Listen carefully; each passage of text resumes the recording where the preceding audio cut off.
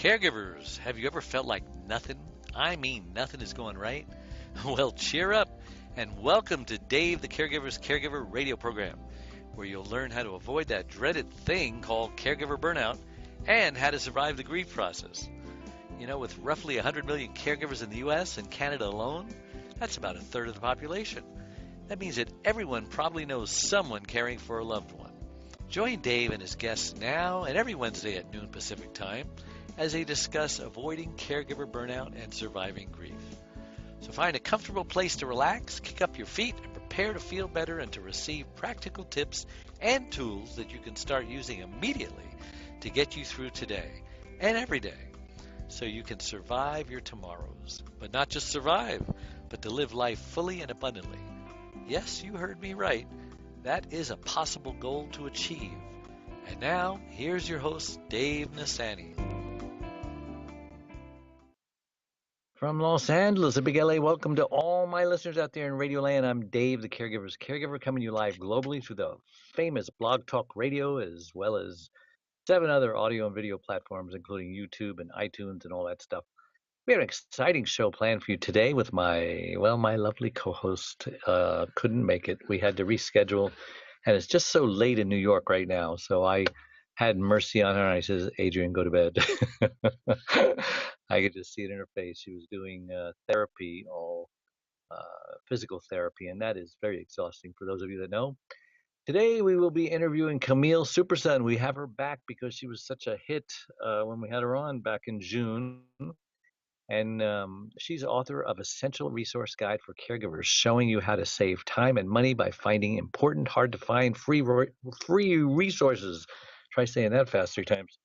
So stay tuned. You will not want to miss this show. And as I said, I'm your host, Dave Nasani, and this show is caregivers of every single kind. And we know that caregivers are selfless and caring, and they give and give and give until there's nothing left to give, and then they get sicker than the one they're caring for, and a third of them die before the one they're looking after dies, and it's just a bad situation. You got to put your oxygen mask on first before you attempt to help your loved one with their mask.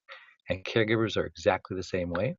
And we also deal with grief and loss here. Anytime you go through a loss, you're going to suffer the grief process, and it is a process.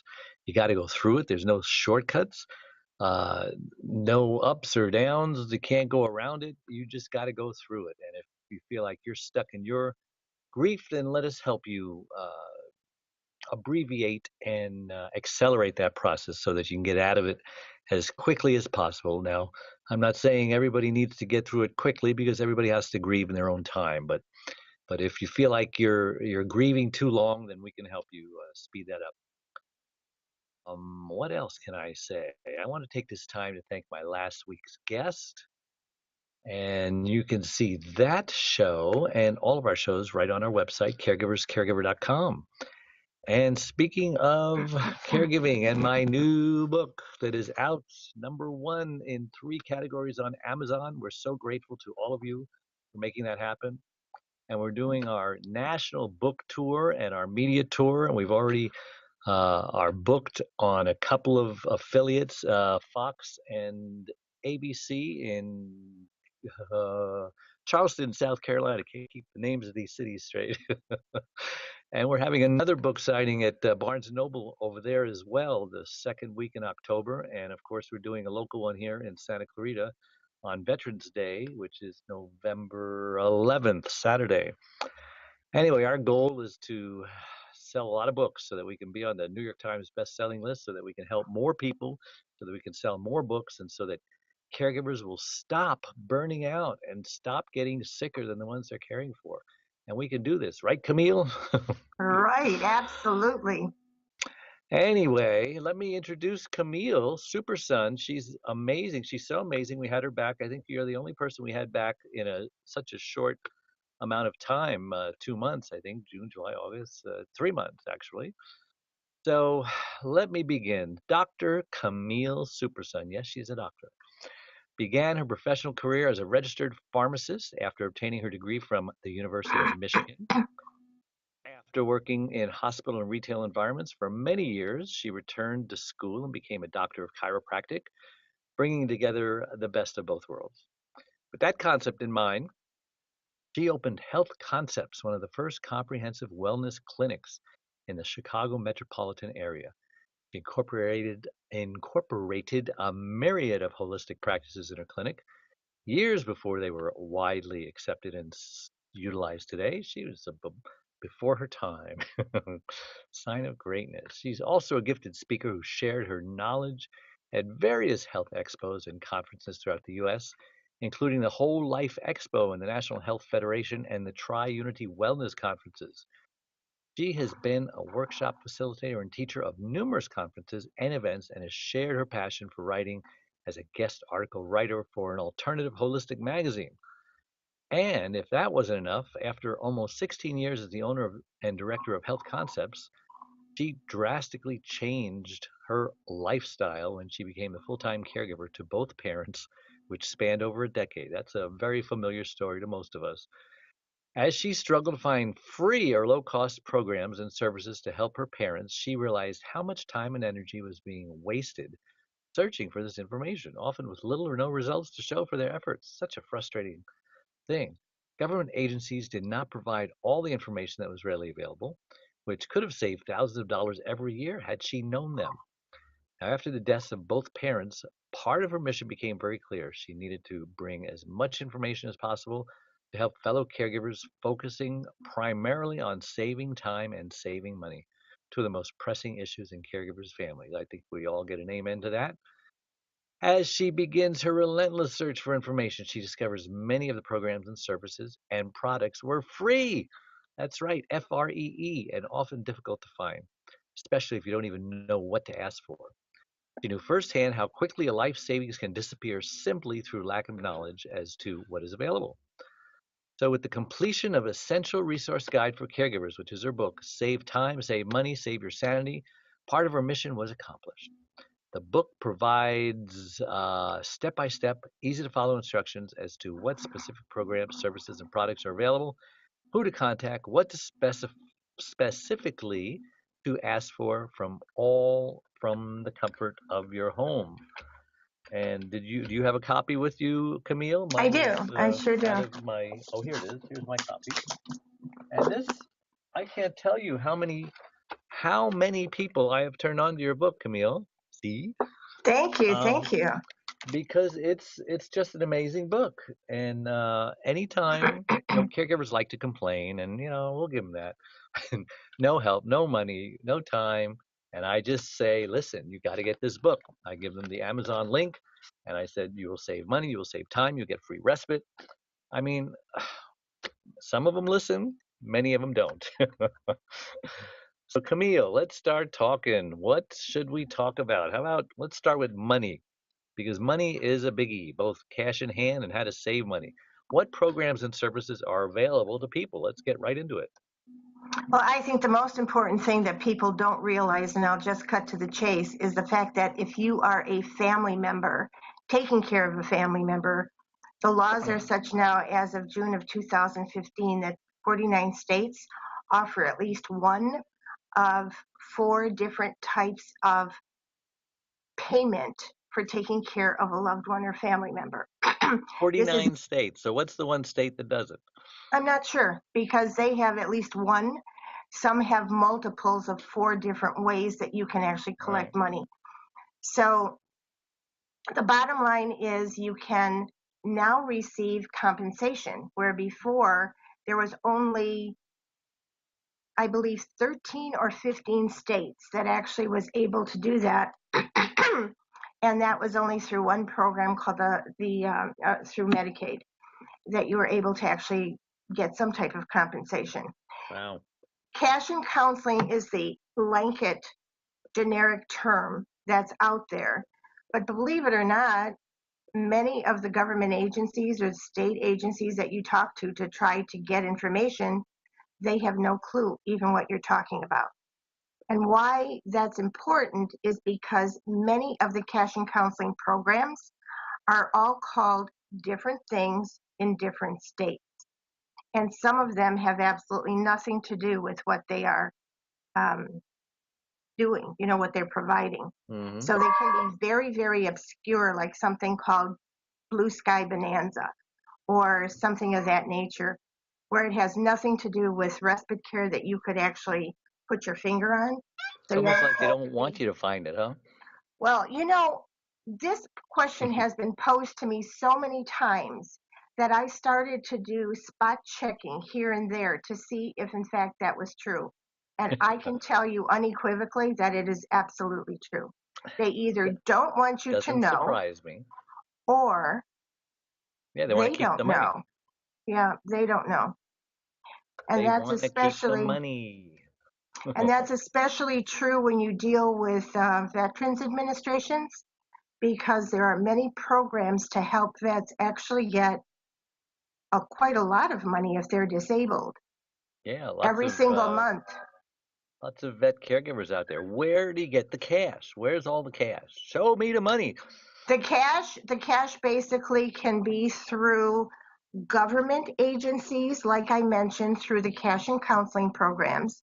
That's broken down into Medicaid waiver, non-Medicaid waiver, a specialized veterans program that is separate from the Veterans Administration Hmm. program, and you can also use your life insurance policy toward paying for any type of help that you incur regarding caregivers coming to the home.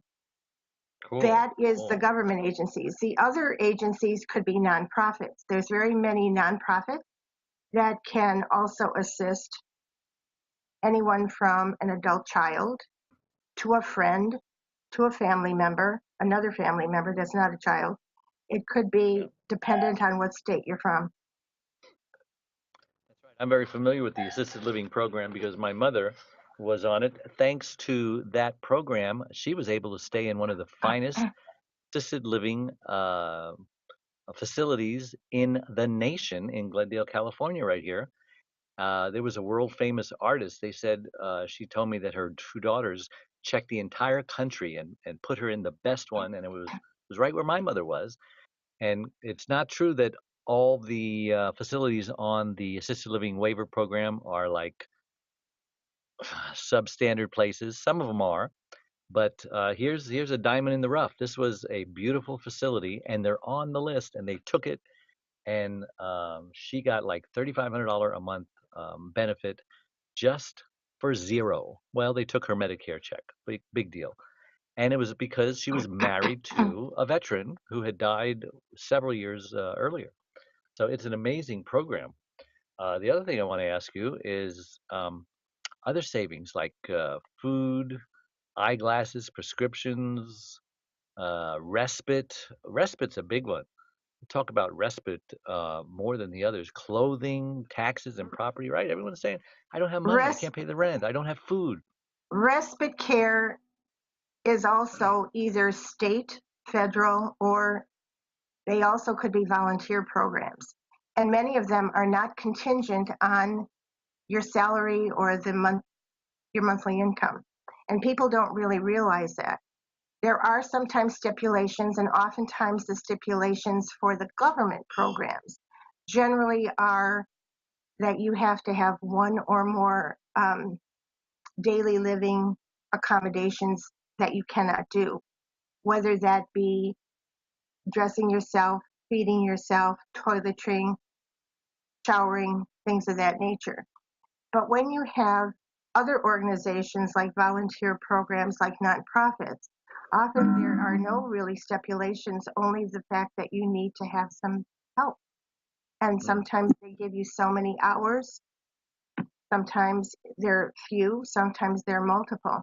I know we were talking last time with one of the ladies that was your co-anchor for this show that we did in June, and Adrienne. she was, yeah, no, actually Linda Oh, Bice. Linda Bice. Yes. And she was talking about, because I was telling her that she was only getting so much in terms of her, um, the respite care to care for her husband.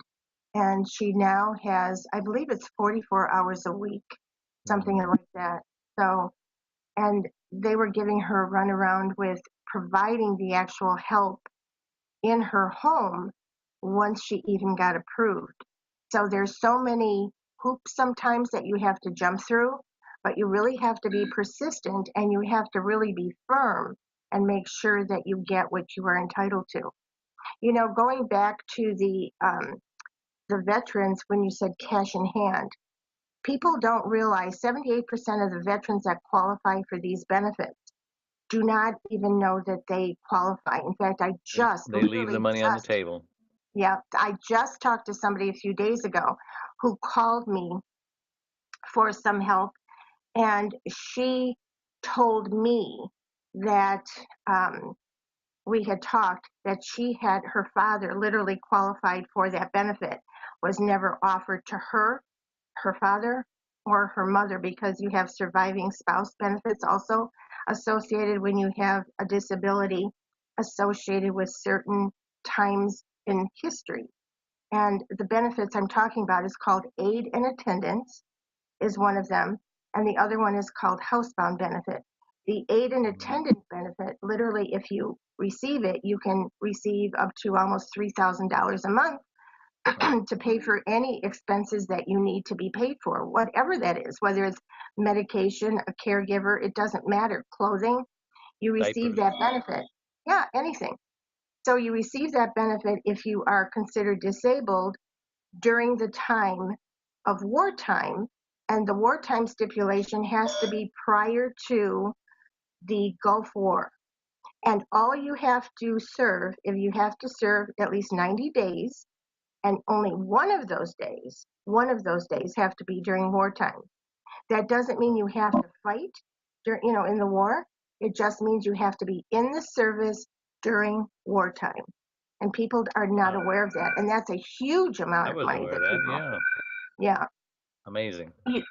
You mentioned food. One of the big things that I'm on a bandwagon always about is the amount of food that is in this country that people have no clue is even available to them. And most people think that you have to be very low income, on food stamps, or indigent in some way, or disabled, and that is not true.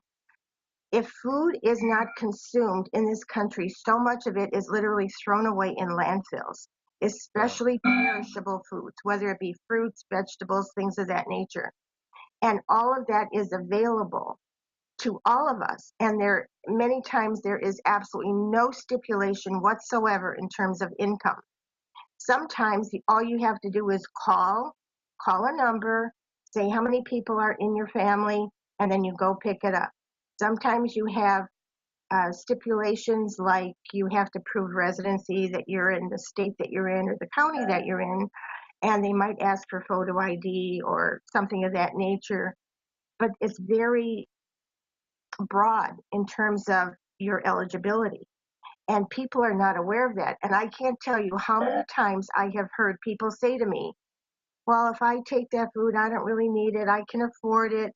Some other people need food more than I do. And you have to stop thinking like that, because that is not true. If you don't consume the food that's available through the various food pantries throughout the United States, in every single state and in every single county, it ends up getting thrown away. So that is so important. And I want to share, there's many in the book there. I have many links to various resources so that it can bring the food right to your doorstep in your local neighborhood. Amazing. But just something to just now, so I can offer your listeners something that they can do immediately. It's a takeaway. It's a free takeaway. It's called foodpantries.org. Foodpantries.org. You go there, you go on the website, you literally put in your state, and then after the state, it'll tell you what county do you live in. It'll actually tell you how many food pantries and food places are available for you to pick up food. And you can just call, see what the stipulations are, and start going. That's amazing. Totally amazing. I mean, the cost of food now is so astronomical. I am absolutely amazed every time I go to the grocery store. And if anything, caregivers, their families, the elderly, they go through money like water. And why would you throw money away when you don't have to? If you saw $100 or $50, even $1 on the ground, you'd pick it up. And you would pick it up. Most people would. It's just like leaving. The food is much more than $1 or $10 or $50. So it's like leaving all that money on the sidewalk and walking away when you could literally fill your refrigerator. I typed in California, and California is a big state, Uh-huh. and I'm just scrolling down and down and down and down. It's Cities amazing, like isn't it? Oxnard, Altadena. Altadena is a very wealthy city. Some of these cities, Coalinga in Fresno County, Contra Costa, Clovis. Some of these are pretty nice neighborhoods, and there are food pantries there because there are hungry people everywhere, I think, and there are caregiver people. I mean, we got to get over our pride. You say, no, no, no, I don't want charity. But you know what? I I hear it every single day. I don't have enough money for food. I lost my job. I'm giving, giving, giving. Look at the billions and billions that caregivers are saving Medicare and Medi-Cal. And so, they've got something coming to them. Yeah, there should be a program where caregivers get some kind of compensation for what they do. And this is one way that they can get it. So for those of you who would, you know, feel too proud to take it, just swallow your pride and come on, get over it. I just found out this statistic. I did not know this, and this will be very surprising to you. I know that the people that are taking care of primarily the elderly, let's focus on that for just 1 second only. The majority of the elderly, when they go through their last days or through the caregiving time of their life, they will literally go through their entire life savings in a matter of months. That I knew, and probably many of you know that as well. You might not know that it might be a matter of months, but you know that that's true. I also knew that the people that were taking care of them, and usually those are the sons and daughters of the elderly person or a grandchild or what have you, but primarily the children. What I just found out is that of that group that is taking care of their parents, and the majority of them are still working, they will also go through their entire life saving as well. And Wow. I did not know that. I did not know that. And that doesn't matter how rich or poor you are. You're going to go through it just because of the way everything is structured. Well, not only the way everything is structured, but also, like I put in the book, that's the whole purpose of the book, how many things you don't know that you can get for free. And that is like so, so, so important, because the majority of people, when you talk to them or they ask for advice and you tell them certain things, I can't tell you how many times I heard, I didn't know that, I didn't know that, or I didn't even know that that would be covered, or etc. I just got back from Chicago. I was caring for a family member, and I just happened to know what was available because I lived in Chicago for a number of years before I moved to Arizona. And I had inquired about something that they were entitled to, and it was through the waiver program. And I swear to you, this is years later after I took care of my parents. They said to me, "What is the waiver program? I don't know what you're talking about." And I couldn't believe it. And it's not only the government not sharing it with you, whether it's local or, the township or the city or federal, it's also some of these people are not even told, or they're not even informed what's even available to people. So that's why you have to be so persistent and almost demanding sometimes. I don't know how you Amazing. feel about it, but I know it's like I have to calm myself down because sometimes I go, I can't believe this. Calm down, calm down. Hmm. Well, listen, I'm going to take a break, and that'll give you a moment to calm down. So don't go away. We will be right back. One Arm, One Leg, 100 Words, Overcoming Unbelievable Hardships, is about Charlene, a stroke survivor. Back in 1996, Charlene was a healthy, normal, very active 52-year-old woman whose amazing talents resemble that of both a Martha Stewart and a Wonder Woman. But all that changed when she suffered a massive stroke that left her severely speech impaired and paralyzed on the right side. Who am I? My name is David. I've had the privilege of being Charlene's husband since 1975. We had a wonderful fairy tale storybook-like courtship that culminated in our marriage a year later. Charlene had just come out of a marriage where after 10 years, she received 2 black eyes and a broken nose by her former husband when he came home high on speed. Charlene believed in no second chances of any kind for abuse, so she left. Finding herself all alone in the world with her 5 and 10-year-old daughters, Cynthia Lorraine and Deborah Lynn, she started raising them by herself for the next 2 years. Then fate brought us all together. After falling in love with Charlene, Cindy, and Debbie, our love then produced Rebecca Elizabeth. We had a wonderful, normal life for the next 20 years. But today, things are very different for everyone. 1 arm, 1 leg, 100 words, overcoming unbelievable hardships is the amazing story of a woman's fight to survive all that life had thrown her way. Everyone who knows Charlene is thoroughly amazed at how she lives day by day, month by month, year by year, and with a smile on her face and hope in her heart that everything is going to be okay. Her faith in God is her foundation in this hope, that everything happens for a reason, and what doesn't kill her will make her stronger. She inspires everyone who meets her. Her accomplishments since her stroke are very impressive, often making us normal people look like whiners and complainers. So pick up your copy of 1 arm, 1 leg, 100 words, Overcoming Unbelievable Hardships today. You won't be disappointed.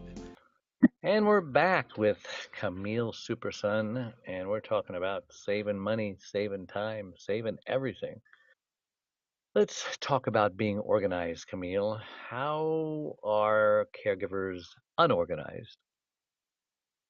I think that's one of the biggest things that they really need to get a handle on right up front. And I think most people, don't you agree? I mean, don't you Yeah. agree that that is like so important? And I'm glad many you of can't us, see my desk right now because I am you're preaching to the choir here. but I think that is like so important. And I found that extremely important when I was taking care of 2 parents, not just one at the same time. And both of them happened to be bedbound too. So my bit of advice, and it's actually quite important.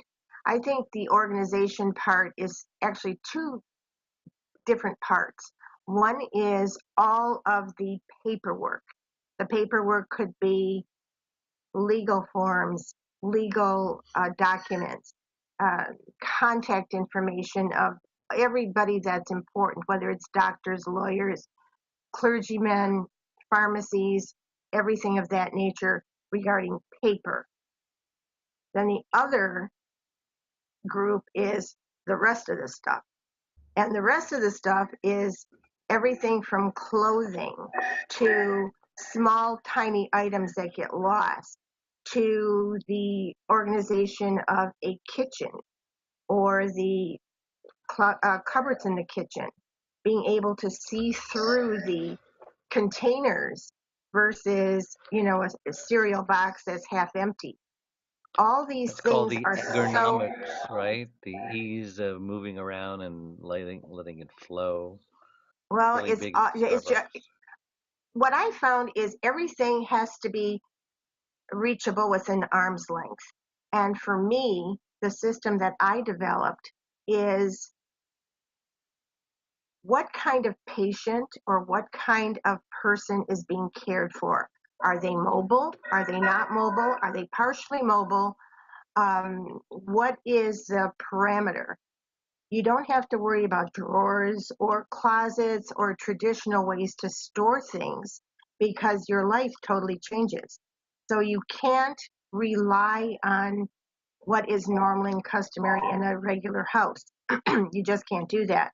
For me, I worked from the bed a lot, whether it be changing the diapers to washing to dressing to exercising.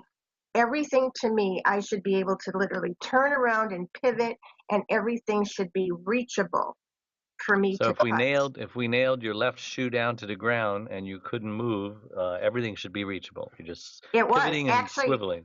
it truly was. And the system that I had developed is you might want to just think about getting a shelving unit. And then my mother's clothes, because you have to remember that her clothes were stretchy and Velcro and, those Yeah. kinds of things as well.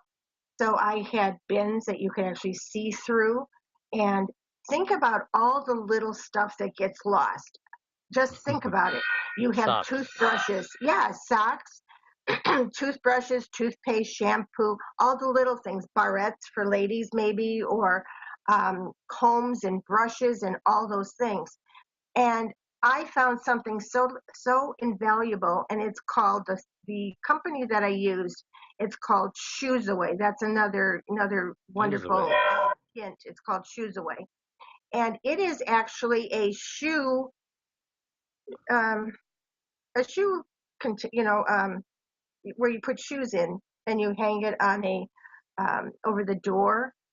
I actually hung it at the side of the um, the unit, the shelving unit. It hung right at the side, so everything like the washcloths and every single thing that was small. And you'd be amazed at the amount of tiny things, like if you had nose sprays and things of that nature, they just get lost. And that way you have clear plastic. You see what everything is in it. It's easy to pick. It's easy to see whatever is in there. And it's very easy to keep track of things, and things never get lost. So I would highly suggest starting. The biggest albatross, honestly, for me, is I didn't know where all the legal papers were. And my father was so sick, and as organized as he was in many ways, he never really put everything together. And it was a nightmare trying to go through and trying to find the legal documents and find everything that you needed. So I would highly suggest starting, even if you just do 10 minutes of it every single day, because that I found is the biggest albatross that people are most resistant to. Don't you find that to be true? Yep. Clutter is exactly that way. It's overwhelming, so I just don't touch it. But if you just get it fixed by spending 5 or 10 minutes a day, and then when it is fixed, it just grows back. So I always put everything in its place, a place for everything, everything in its place. Mm-hmm. But that takes discipline, because it's so easy to leave, that glass in the sink, for example, and then there's a plate in the sink, and then next thing you know, the sink's like overflowing. It's so easy if you just put that one glass away. How long does it take? 20 seconds? Do it. You're just torturing yourself. In So, the book, go ahead. No, you go. In the book, I also have a section on small appliances, and this was a learn as you go experience for me, because it was so demanding, and my parents were so dependent on every single thing almost, for everything, that I got up in the morning and it was just nonstop, and it was over and over again, the same thing over and over. So it was really, really important that I not only be really organized, but that I also had some kind of a system for eating. If somebody would come over and would say to me, what could I do? What can I do to help? And almost 100% of the time, I would say, could you fix me something to eat? And it's almost like the biggest gift you can give a caregiver is a meal or taking them out to dinner, because the whole thought of stopping to prepare a meal, For especially yourself. when you're caring, yes, for yourself, when the people you're taking care of might be on different diets, etc., sometimes is not only overwhelming, but you just don't do it, period. I know for me, I just didn't do it. And I would go for days that I wouldn't eat as I should. I mean, I would eat maybe a hard-boiled egg or a piece of toast and coffee, but I'm talking about a regular hot meal or a nice salad or something I didn't really take the time for. So I knew how important that was for me. And in the course of 10 years, I kind of discovered some little appliances that were quick, easy, efficient, that would make it very easy for a caregiver to get in and out of the kitchen, but still be able to eat appropriately or eat something nourishing. So I think that's really important too, because I know you always talk about putting the mask on. Well, one of the biggest masks is feeding your face, you know? I think that's really important. True, so true. So let's talk about respite. We could talk about that for the rest of the hour because it's such a define respite. Because I remember when I first heard the word, when I was a new caregiver, I didn't even know what it meant, and I didn't even know that I needed it. So talk about respite in its tiniest little form, the least common denominator. Getting relief and time off from your everyday tasks and responsibilities of caregiving. And some That's it examples in a would be nutshell. what? Having someone come into the home and relieve you that you can physically go somewhere, whether you go to the store, whether you go to exercise, whether you go to a movie. That's people that come into your home. So not Also, necessarily for places that you like have to go.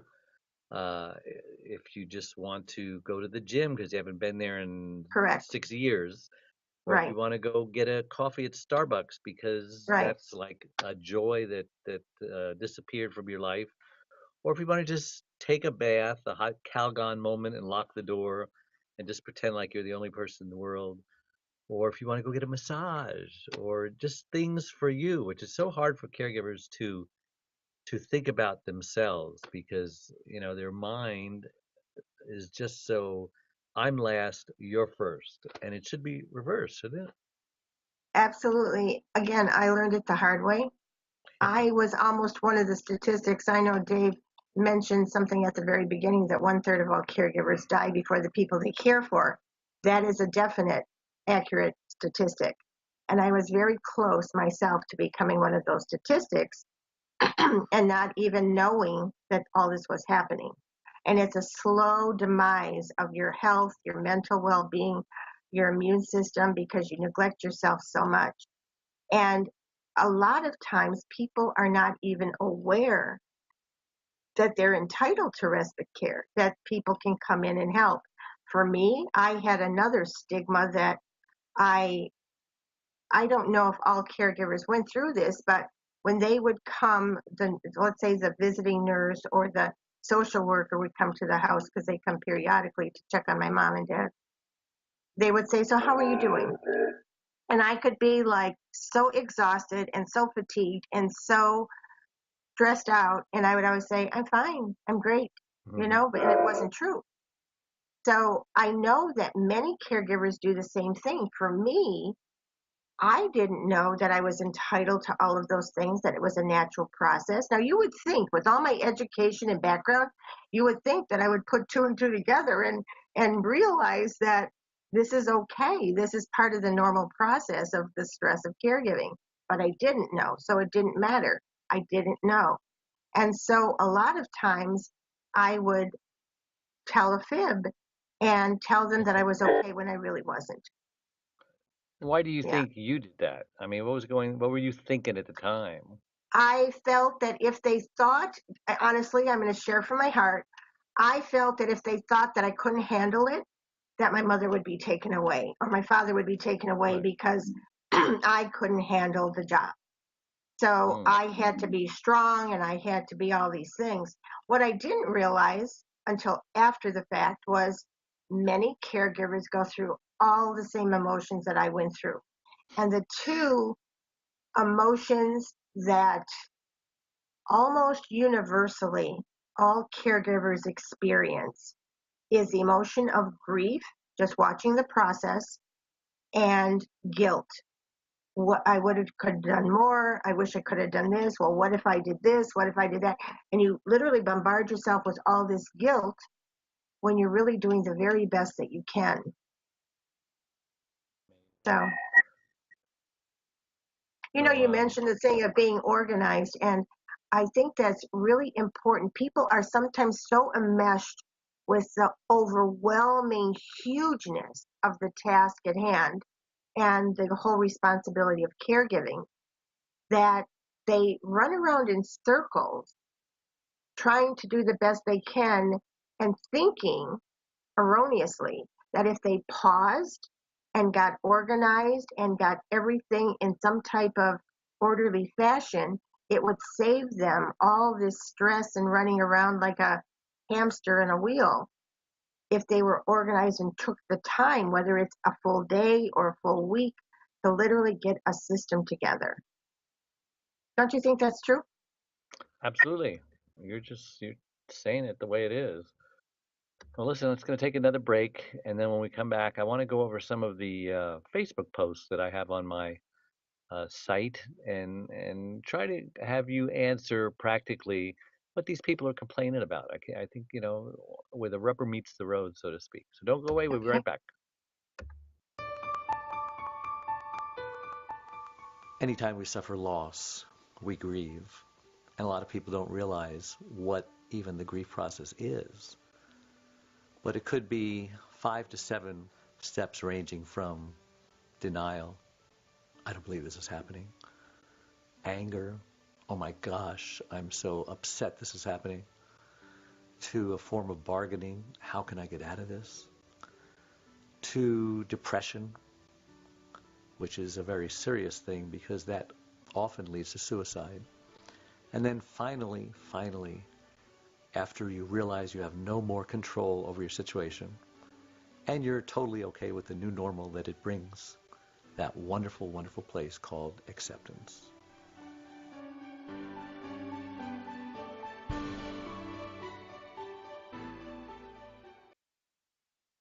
Being a caregiver takes a special person with passion and compassion. But even you can become a little burned out from time to time. The Caregiver's Caregiver radio show was developed to help you overcome obstacles, adversity, and burnout, as well as just having a place to rest, relax, and recharge your batteries. We've all been there, and you're not alone.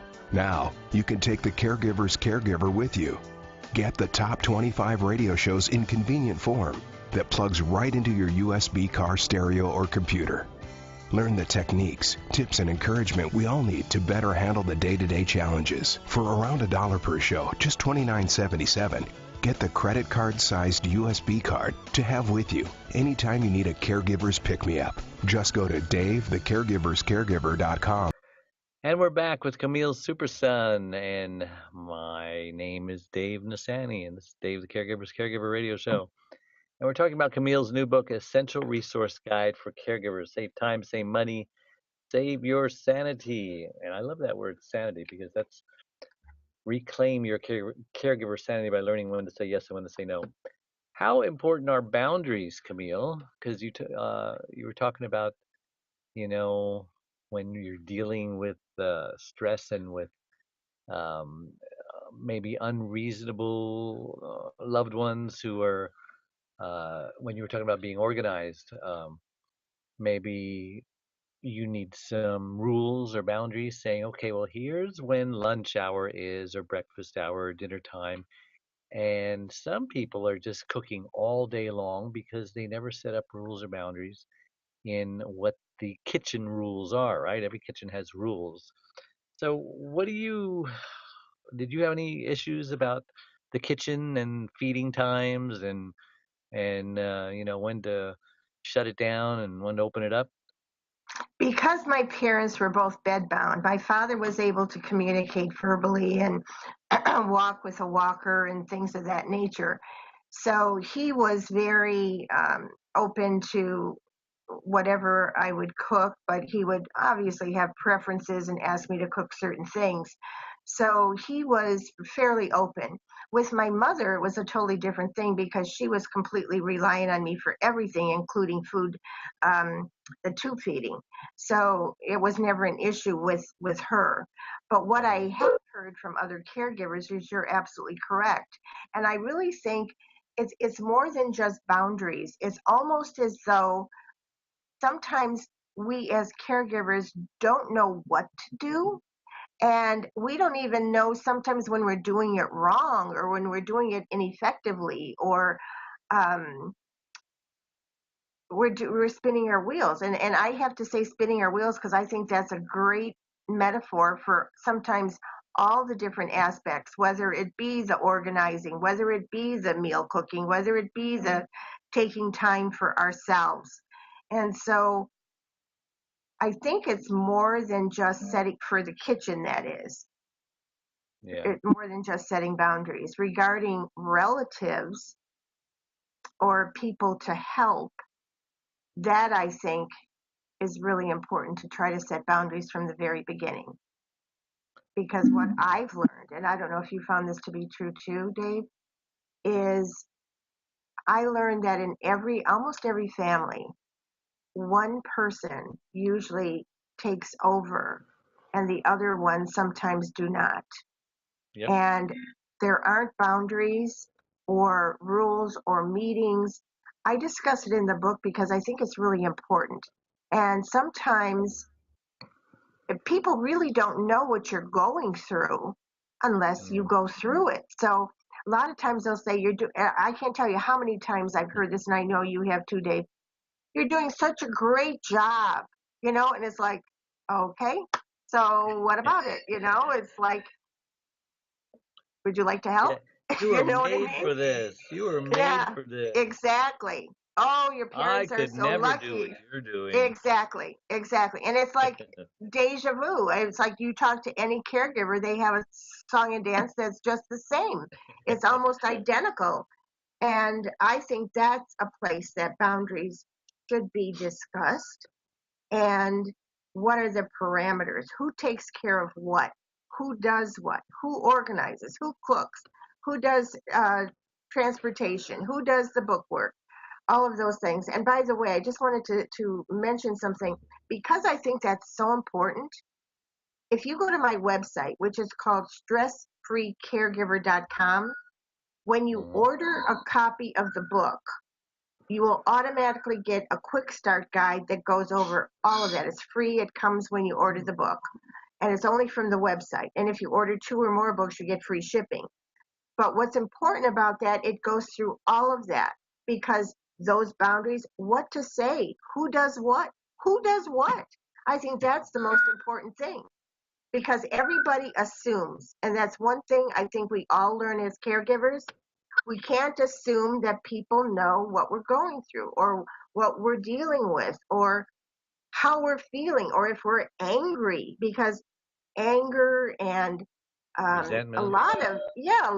those emotions we don't like to talk about because they seem so terrible, but we all go through it. So I think we're coming out of the closet now and saying, yes, I feel this, but it can be resolved because I'm also a person that really believes that there's a solution for every problem.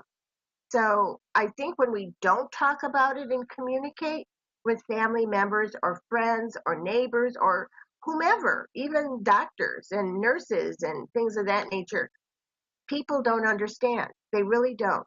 And I can say I never would have known what being a caregiver was like. You could talk to me forever and I would have had no clue. And the people that are caregivers after me, they say the same thing. It's like, now I know what you're going through. I had no idea. Don't you think that's very true, Dave? Yes, and it's really our fault because if Mm-hmm. we don't tell people what the rules are, what the boundaries are, so that they don't cross them, and then they just go ahead and cross them because you never communicated what they are, it's not their fault. It's your fault. Mm-hmm. Mm-hmm. So people are getting upset with people, and really they should be getting upset with themselves. Mm-hmm. Um, Sleep is another issue that seems to be out of a lot of people's control. I asked the other day a simple question: how many hours of sleep do you get at night? And I was shocked at the answers. I mean, there was like 42 responses, like boom, just like that. And here's some of them. I average 4.5 hours a night, and most days feel like a zombie at work. My mom refuses to go to bed before 11:30, and her bedtime routine normally takes about an hour. I can't take much more. I feel guilty for the way I feel, but I find myself feeling angry and resentful. And most days, I dread going home after work and taking over once my mom's aide leaves. So, what do you do with someone like that? It depends on the parent. If the parent is someone that you can speak with, that they have still all their mental faculties and they can get around somewhat, I really think there's a solution to that. And nobody likes to be told what to do. I don't care if it's an adult or a child. Nobody likes to be told. But perhaps if you reframed it in a different way, for example, it could be something like this. You know, because you go to bed so late and I have to get up so early, it's really hard for me to stay awake and I feel like a zombie. And would you mind, if it would be okay with you, could we maybe work on something or do some type of plan of action where we both feel that we're accomplishing or we're doing what we would like to do, whether it's the bedtime routine or wake up routine or whatever that is. And I think when we use the word I, me, I feel, it takes the accusatory attacking mode away from the conversation. When you say you do this, or when you do this, I am upset, or can't you go to bed earlier? That dictatorial road of communication really accomplishes nothing. I mean, think about that. Just picture yourself having somebody tell you that. Get into defensive mode. This morning, I had to get up at 5 to make a phone call. I'm booking a lot of TV shows, and a lot of these people are on the West Coast, and a lot of them do morning shows. So a lot of them work the graveyard shift. So you've got to get up pretty early to catch them. And I got 4 hours sleep today, and I don't know how people do it. Most of the people who responded 3 to 4 hours, 3 to 4 hours, 3 to 4 hours. Uh, One says, my parents passed away 30 days apart 3 years ago. My last few months as caregiver for them, I got about 2 hours. 3 years later, I am beginning to feel human again. It's a long road. I mean, this has got to be taking years off of your life when you're just getting 3 or 4 hours sleep every night. There's no way I can survive on less than 8. I'm 63 years old, and I just don't know how they do it. You know, when you're a woman and you're going through menopause, and many women who are caregivers are going through menopause when they are in the throes of caregiving. Your hormones are off to begin with, so you are not getting normal sleep patterns anyway because of your own hormonal differences. But as we age, our hormones still change. And if you notice, many adults do not sleep through the night. They get up multiple times because of their or they wander the halls all night long, and then you have to watch them or they get in trouble. And they don't have to be Alzheimer's or demented either. It's just that's just a pattern that develops. And since you mentioned that, people don't realize that lack of sleep is equivalent to being drunk. You have the same mental faculties of being drunk. But people don't also know that when adults do not get enough sleep, and I'm talking about, let's say you're caring for your aging parent, for example, but it doesn't even have to be there. It could be when we're older. A lot of times you appear as though you have dementia when all you have is a lack of sleep. And it comes across as being demented because you're irrational, you slur your speech, and you just can't think clearly. Yeah, that is so true. I can't believe the time has gone so quickly. Why don't we figure out how to get people to buy this book, make them an offer they can't refuse. You say if they go to your website, you're going to give them something free. So go over that again, because this book needs to be in every caregiver's hands. Thank you. I wish I could just hit them over the head like that, just to knock some sense into them, because, I'm tired of talking. You can lead a horse to water, right? But you can't make him drink it. So maybe you can do a better job than me. Go ahead. Well, if you go to the website, you get actually 2 free things. If you go to the website, just first of all, what is the website? Look around. What is the website? StressFreeCaregiver.com. StressFreeCaregiver, singular.com. If you go to the website, in the upper right-hand corner, there is also a tab that you can click onto and put your email and your name, and you will get a copy free of charge, no obligation, of a list of places to obtain free respite care. And everything I name in there, and it's not inclusive, but it's pretty extensive. It shows you how to approach government agencies, nonprofits, different nonprofits, and um, volunteer organizations, etc. And there's even places where they have grants. They've allotted so much for grant money that goes toward respite care for helping caregivers. So it's all free. All you have to do is go to the website, stressfreecaregiver.com, put in your name, put in your email, and it's free to you. Then if you order, you can also order the book directly from the website. And there's two advantages of doing that. Number one, if you order 2 or more, you do get free shipping. And the reason why I offered that is because people who bought 1, they often come back and buy 2 or 3 for their friends. So it's Oh, just yeah. my thank you to them. And I think you'll agree, the information is that valuable. So Yeah. my thank you to you is basically free shipping. So you go, you purchase it, and you get free shipping. When you purchase from the website, which you do not get from Amazon, you do get the quick start guide, and you get that with your order. So that is also invaluable because it lists every possible thing that I promise you haven't thought about, because it's so encompassing you can't think of every single thing you need to do, from installing handrails to who cooks the meals to who washes the clothes to who do you call when this happens, who do you call when that happens. And the list goes on and on and on and on in terms of things you just don't think to ask. I just downloaded mine while you were talking. It talks about agency area on aging, AAA. The main number 202-872-0888. Call them up, and there are options there. Amazing.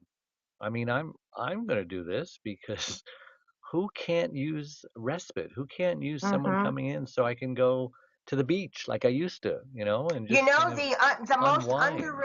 the most underrated area is the volunteer organizations. There are so many volunteers that would love to just sit with your loved one, whether that is Mm, bathing them, talking to them, paying your bills, going to the grocery store. I mean, the list is endless, and you don't pay them. They're all volunteers, and they all want to do that. And you need to take advantage of that, because it's sort of like the food. It's sort of like an unknown treasure that people don't know yeah, about. There's people that really want to help. Just think about the hurricanes that we just had the last couple of yeah, weeks. How many volunteers showed up? I yep. volunteer Because occasionally they for, knew there was a need. We don't yeah, communicate the need. and I volunteered sometimes for the Salvation Army, and sometimes I go there and there's like so many volunteers. People want to help you. Yeah. Here's a housebound benefit. If your loved one is confined to their home due to a permanent disability, call 877-294-6380 and get aid for assistance in household enhanced pension benefits. I mean, come on. National Volunteer Giving Network. These people actually come and volunteer for you. Mhm. Mhm. 512-582-2197. And then you go through all the nonprofit organizations. This is a great gift. It just keeps going on and on and on. Find your United Way in your area. 703-836-7112. You need this book, and if you go to her website, you get this free gift, and you get the free quick start. So thank you so much for all you do, Camille. We can keep having you on the show. We're just touching the tip of the iceberg on this. Absolutely. And people don't know. And I want to share this, really, maybe this will make an Mm-hmm. impact. Looking back at my own 10 years of caregiving, I can tell you unequivocally, had I known the resources in the book, I could have easily saved anywhere between $150,000 and $200,000 Oh my without even gosh. blinking. You could have So paid your think house about off. that. Exactly. Think about that. That's a lot of money. And that's like Instead, throwing caregivers it away. are spending $150,000 and they're broke. Hmm. So many Mhm. things I didn't take advantage of because nobody told me. So I'm telling you. So there you go. Thank you so much. And you guys, you caregivers, if you're smart, and you know what the opposite of that is, but if you're smart, you're going to do this and you're going to quit complaining and just pick up the book and put some action behind those words, okay? Actions speak louder than words. Your mother always told you that. So thank you so much. And thank you, Camille, for coming on again. And My this won't be your pleasure. last time. So again, we're here every Wednesday at noon. So come back and we'll see you next week. Thank you. Bye-bye.